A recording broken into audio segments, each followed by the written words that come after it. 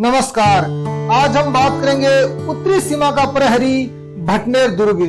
हनुमानगढ़ जिला मुख्यालय पर स्थित भटनेर का किला घग्गर नदी के पूर्वी तट पर लगभग 52 बीघा भूमि में फैला हुआ है और यह दुर्ग अत्यंत प्राचीन है तथा मूलतः मिट्टी से बनाया गया था और बाद में समय समय पर इसका पुनर्निर्माण होता रहा और पक्की ईंटों की संरचनाएं भी निर्मित की गई। घग्गर नदी के मुहाने पर स्थित भाटियों की वीरता और पराक्रम के साक्षी भटनेर के दुर्ग को उत्तरी सीमा का प्रहरी कहा जाए तो कोई अतिशयोक्ति नहीं होगी, क्योंकि मध्य एशिया से होने वाले आक्रमण प्राय इसी ओर से होते थे।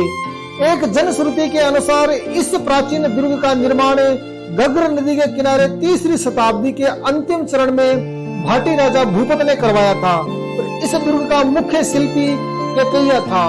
रतनलाल मिश्र ने लिखा है कि परंपरा के अनुसार भटनेर दुर्ग का निर्माण चंगेज खान ने करवाया था, जबकि कर्नल जेम्स टोड ने लिखा है कि सारा उत्तरी मरुस्थल प्रदेश भौगोलिक परिभाषा में नेर नाम से प्रसिद्ध है और कुछ भाटी वंशों ने आगे चलकर इस्लाम कबूल कर लिया तो उन्होंने अपने पूर्वजों के नाम की साम्यता रखने हेतु भट्टी नाम ग्रहण किया और इन्हीं लोगों द्वारा इस दुर्ग का निर्माण करवाया गया। भाटी शासकों के नियंत्रण में रहने के कारण यह दुर्ग भटनेर के नाम से प्रसिद्ध हुआ। मरुस्थल से घिरा होने के कारण भटनेर दुर्ग को शास्त्रों में वर्णित धावन दुर्ग की कोटि में रखा जाता है। अपनी विशिष्ट सामरिक स्थिति और महत्व के कारण भटनेर दुर्ग को आक्रमणकारियों के जितने प्रहार झेलने पड़े उतने भारत के शायद ही अन्य किसी दुर्ग को झेलने पड़े होंगे।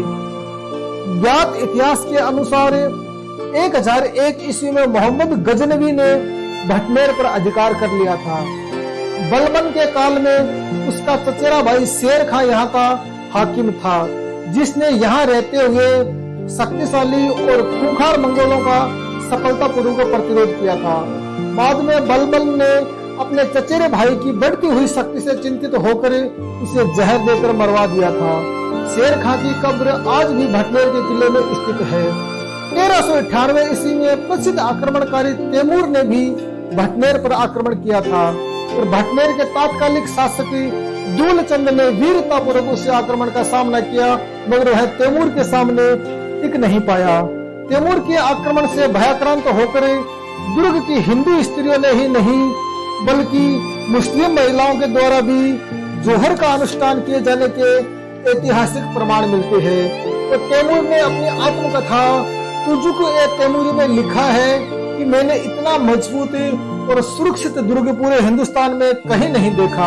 बीकानेर के चौथे शासक राव जैत सिंह ने 1527 ईस्वी में भटनेर पर आक्रमण कर वहां के अधिपति सादा चायल को पराजित कर दिया तथा भटनेर पर पहली बार राठौड़ों का आधिपत्य स्थापित किया।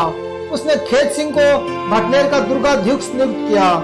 हुमायूं के भाई कामरान के भटनेर पर आक्रमण के समय खेत सिंह ने भीषण युद्ध किया और इस संघर्ष में अपने राठौड़ योद्धाओं के साथ वीर गति को प्राप्त हुआ, जिसका वर्णन बीटू सूजा ने छंद राव जेतसिरो में किया है।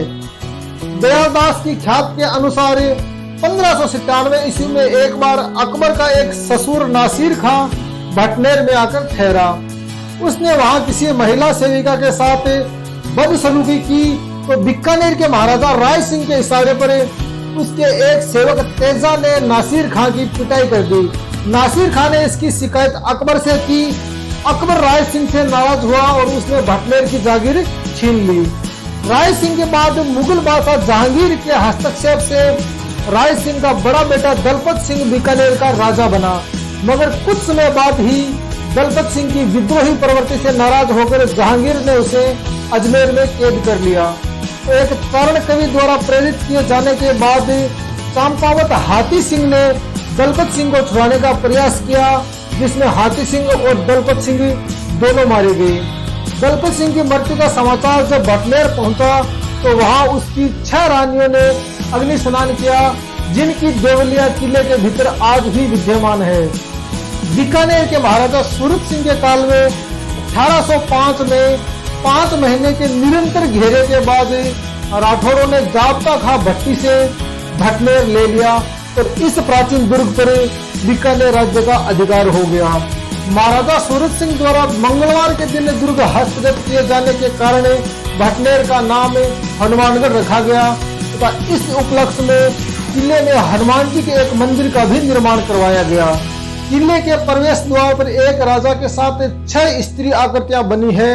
संभवतः यह आकृतियां बीकानेर के राजा दलपत सिंह और उनकी रानियों की है, जो दलपत सिंह की मृत्यु के बाद भटनेर में सती हुई थी। वीडियो आपको पसंद आया तो वीडियो को लाइक करें, शेयर करें और हमारे चैनल को सब्सक्राइब करें। धन्यवाद, नमस्कार।